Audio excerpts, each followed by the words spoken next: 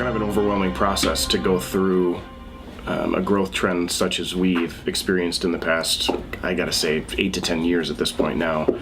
And I will say that I think for the first majority of that trend, we were doing whatever we could just to move forward.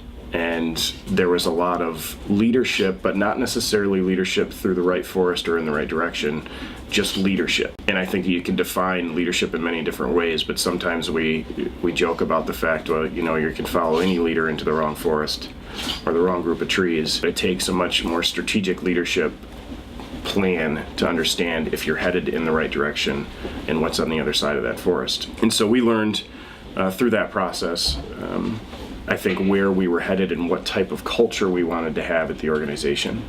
My leadership style really developed from my own experience at Impression 5 and understanding that the culture of the organization was the most important piece, and that if people felt like they were in a position where they could make decisions and move forward, that was going to be the most valuable asset that the organization had.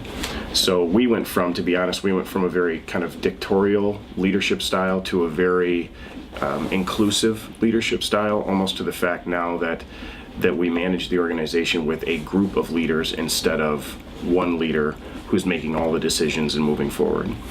So that came to us really not through one kind of aha moment, but a series of them, and then also outside influence into that.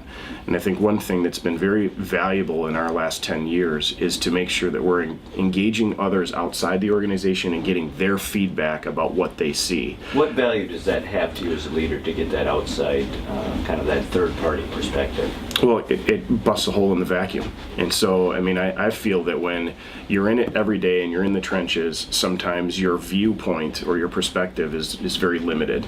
And people talk about 30,000 foot views and 10,000 foot views. And I think when you get wrapped up into what's going on a daily basis, sometimes you can't see what's around the next corner. And when somebody comes in from the outside, they're not hindered with what you're dealing with on an everyday basis. What they're talking about is how do you get above that and think strategically about where you're going to be going for the next 3 or 4 or 5 years.